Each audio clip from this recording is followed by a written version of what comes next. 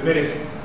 Dice relación con establecer constitucionalmente, lo pones como frase, establecer constitucionalmente, o el programa, digamos, aparece como frase, la premisa es que toda actividad lucrativa por definición debe pagar impuestos y que el Estado no puede subsidiar actividades lucrativas. Y aquí me resulta una pregunta, primero, la pregunta, ¿cuál es tu concepto de lucro? Porque la actividad lucrativa está tanto en el capital como en el trabajo. Es decir, claro, si yo recibo un sueldo al mes, una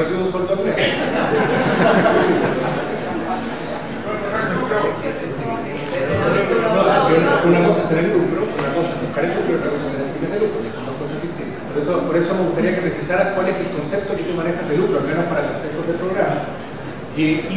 Porque actividad lucrativa, además, mira, desde el punto de vista de las empresas o de los, si se quiere, de los emprendimientos, la actividad lucrativa que hace la persona que monta un kiosco es tan lucrativa como quien es dueño de una ISAPRE.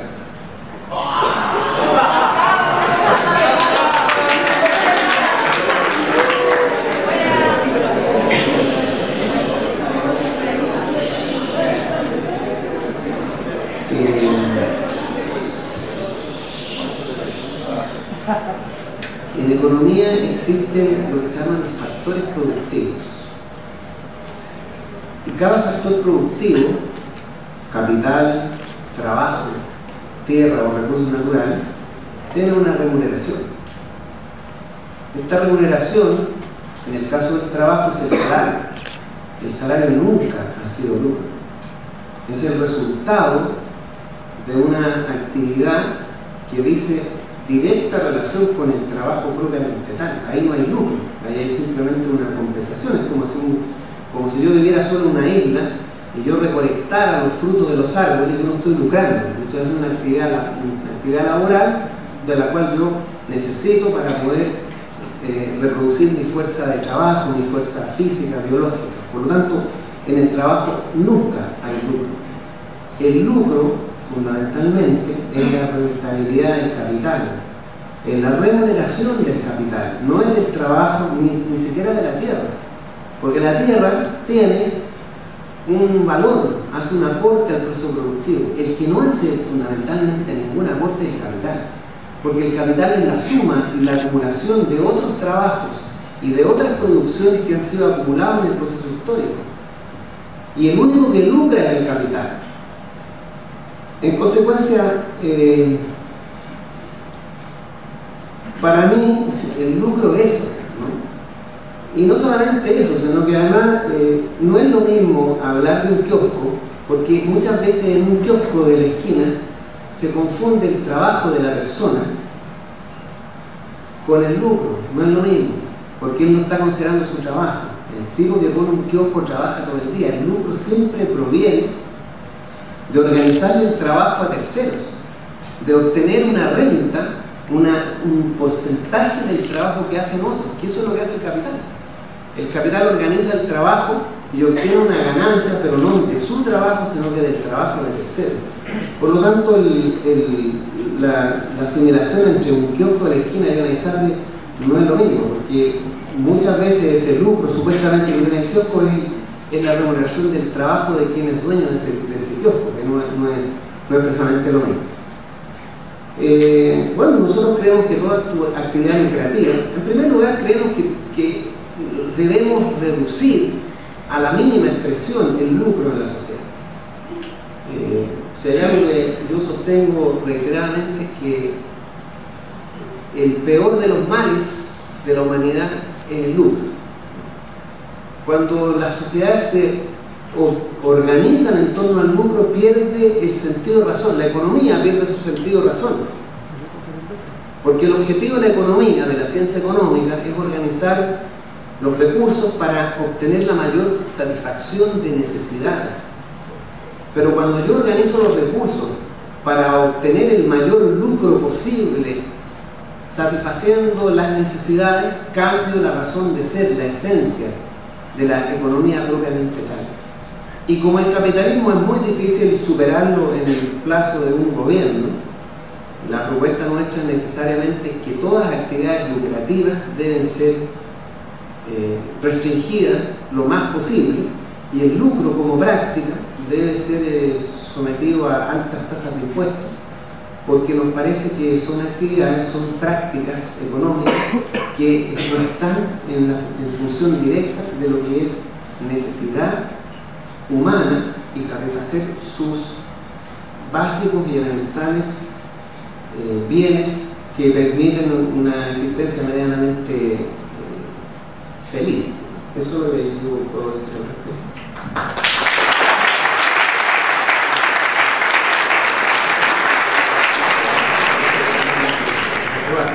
Siguiendo esa lógica, ya me voy a hacer el ejemplo del kiosco para que no.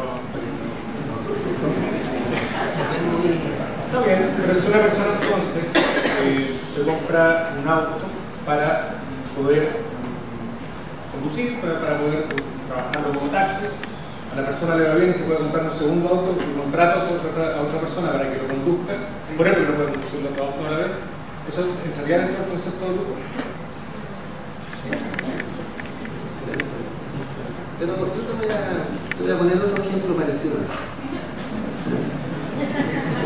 Había un señor que estaba en Tailandia, sentado, apoyando su espalda contra un bote pesquero, y miraba el mar.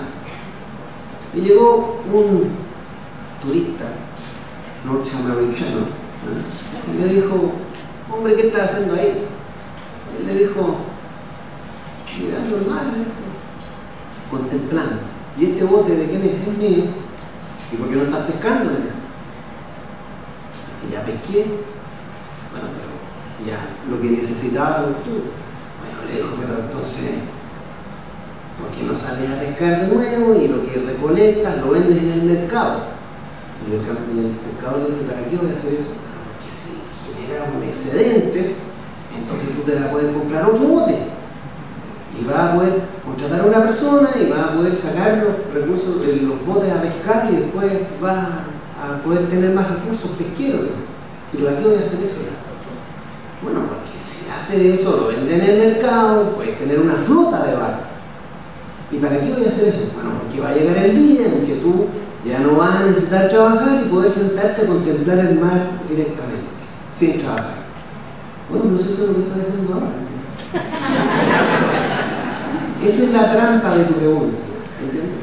La trampa de tu pregunta es que esto de tener un capital y tener otro, y esta lógica de la acumulación de capital que supuestamente te lleva a la felicidad, lo que ha llevado a la sociedad humana es precisamente a la esclavitud. Pero vamos a decir otra cosa. Este famoso ejemplito del que compra un auto y se compra otro después, y de eso depende el bienestar de la humanidad, les recomiendo que lean el capítulo 25 del Capital. Discúlpenme que sea ortodoxo, ¿no? Pero ahí Karl Marx lo dice claramente: el capitalismo entró en el mundo chorreando sangre y lodo. 400 años de esclavitud fueron necesarias para generar toda la acumulación capitalista que hoy día nosotros podemos ver en las grandes ciudades capitalistas del mundo. Y América Latina no fue descubierta por Colón porque algún científico o algún astrónomo egipcio o árabe le haya dicho que la Tierra era redonda, que tenía una tesis muy sólida respecto a que la Tierra era redonda. América Latina entró en el mundo para sustentar una fase del desarrollo del occidente que se llamó capitalismo. Y ese desarrollo necesitaba gigantescos volúmenes de capital. Y esos gigantescos volúmenes de capital vinieron de dos factores fundamentales: la explotación del trabajo y la explotación de la naturaleza. Ese es el capitalismo. Esa es la lógica del capitalismo. El lucro, que se sustenta necesariamente en el sufrimiento humano, en la explotación del trabajo. Hoy día Chile tiene multimillonarios que captan 2 veces la riqueza del país que en Estados Unidos. En Estados Unidos los multimillonarios capturan la mitad de lo que los multimillonarios chilenos capturan en Chile. ¿Cómo se hace eso? Comprando un autito, después otro, con un código laboral que es una vergüenza, con niveles de abuso y explotación de la tierra y la naturaleza que es insostenible, inaguantable, intolerable, con 12 horas de trabajo. Así funciona el capitalismo. Estos ejemplos siempre son muy lógicos en sí mismos, pero esconden una verdad trascendental. La lógica del lucro capitalista es una lógica perversa, sustentada en el dolor, en el abuso y en la explotación. Ninguna sociedad podrá progresar jamás mientras exista el orden capitalista, el cual hay que sustituir si queremos sobrevivir como especie y como humanidad. Eso es lo que puedo decir.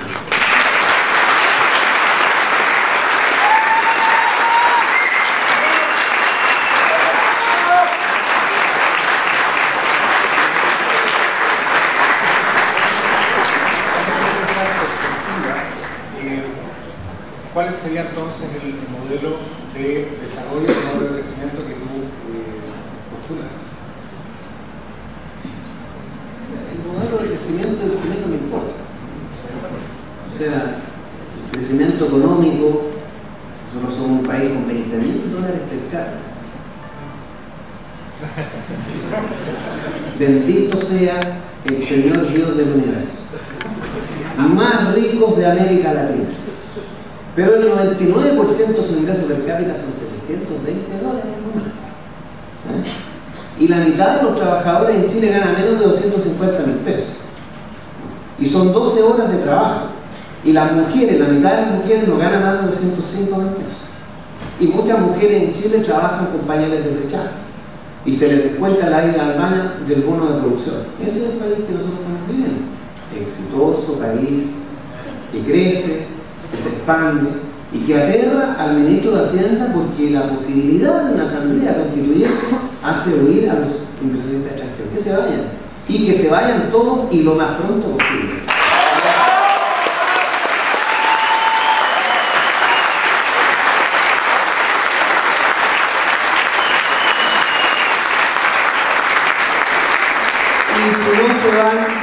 Y si no se van, los vamos a sacar.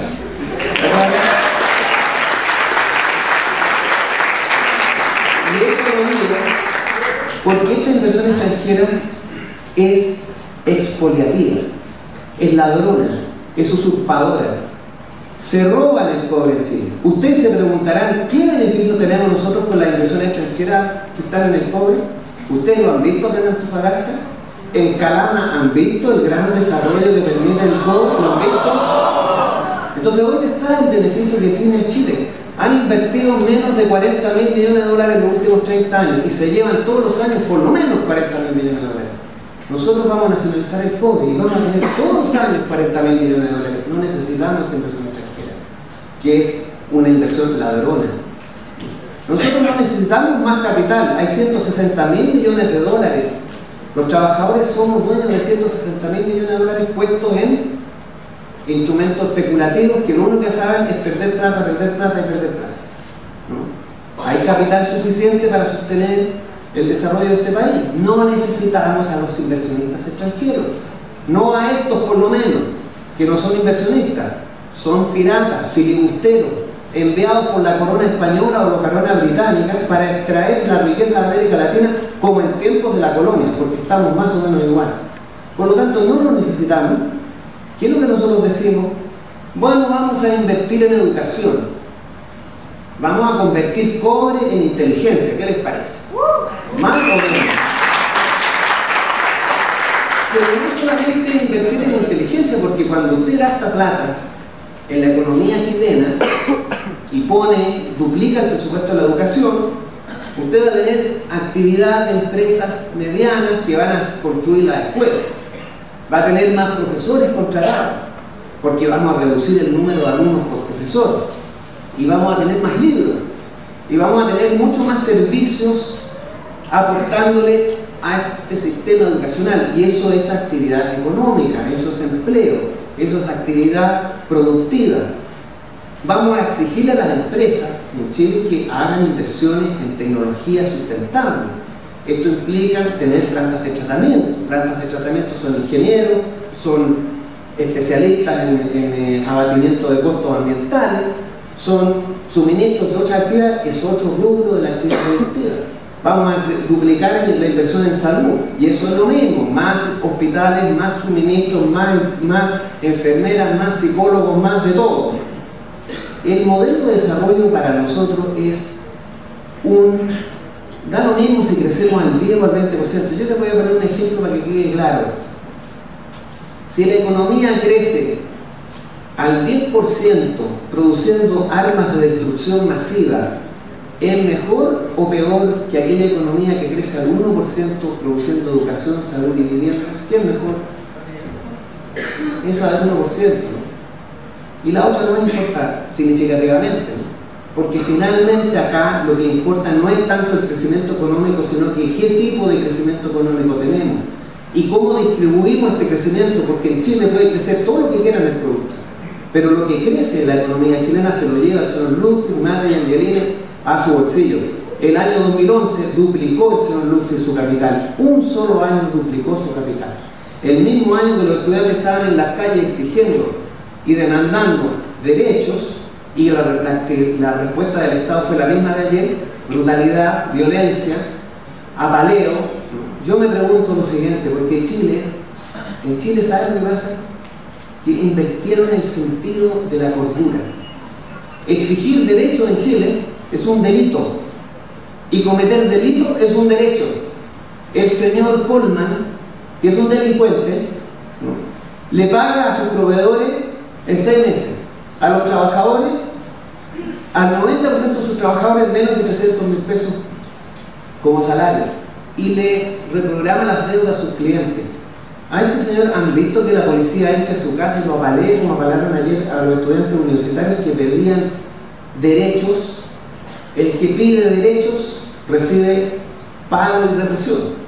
El que comete delito le dan la nacionalidad por gracia. Ese es Chile.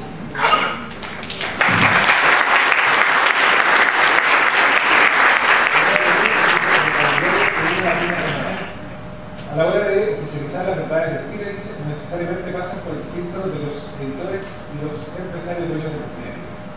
Cómo se recupera Chile del robo del espacio público y se crean políticas públicas y igualitarias para este país.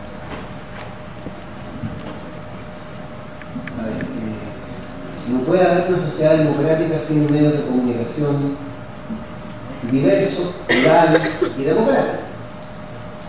Muchas veces en Chile se hace alarde porque en Venezuela Chávez cerró un canal de televisión, ni siquiera le cerró el canal de televisión, sino que le quitó la señal, no le renovó la señal. Aquí nosotros no tenemos ningún canal de televisión que sea crítico de estos gobiernos, ninguno. Toda la prensa en Chile es de derecha, toda la prensa es de derecha. Chile no es un país democrático ni porque tiene una constitución democrática, ni porque tiene pluralidad en los medios de comunicación. Aquí hay censura, aquí se censura. Esta candidatura está siendo censurada, censurada descaradamente, abiertamente, desenfadadamente, la censura. Necesariamente un Estado democrático tiene que abrir oportunidades para otros medios de comunicación locales, regionales, tiene que tener una política de financiamiento de esos medios de comunicación, tiene que tener televisión pública, educativa y cultural. Y eso requiere compromiso del Estado y requiere apoyar la pluralidad y no el duopolio como se hace hoy día en Chile. En Chile, hoy día, el Estado pone su publicidad en el Mercurio a la tercera y punto. Eso, por lo menos, mientras yo sea presidente, ni un solo peso para el Mercurio, ni un solo peso menos para la tercera. Ustedes saben por qué.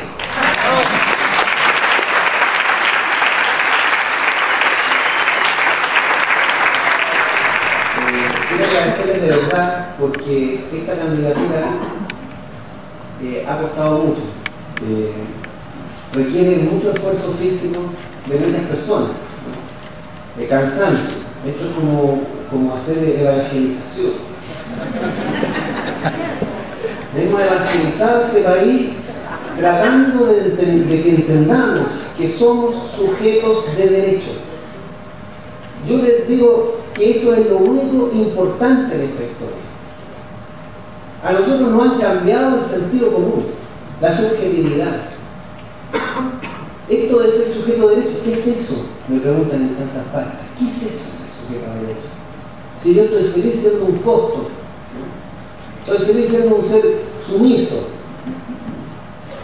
Yo le agradezco la presencia, ¿por qué? Porque tenemos la sensación, la certeza que hemos ido despertando la esperanza, resucitando la utopía, la voluntad, las ganas de hacer otro país, de vivir en otro país.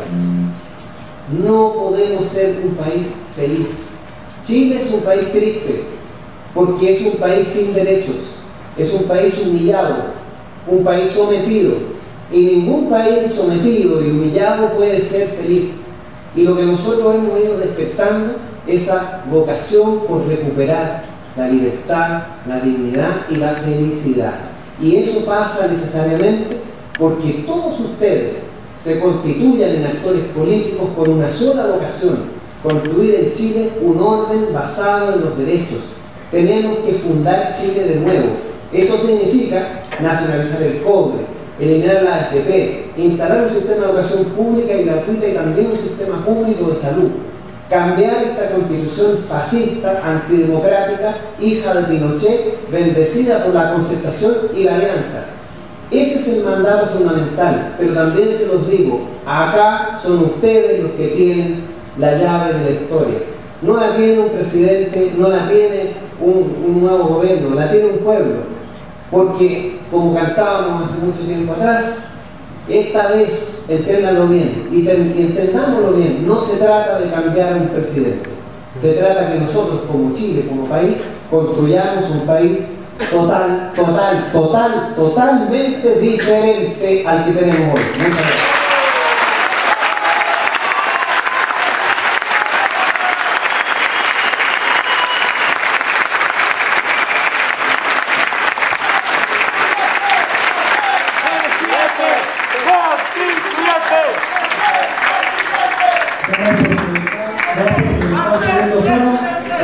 Un aplauso para el profesor y para Marcel, que nos está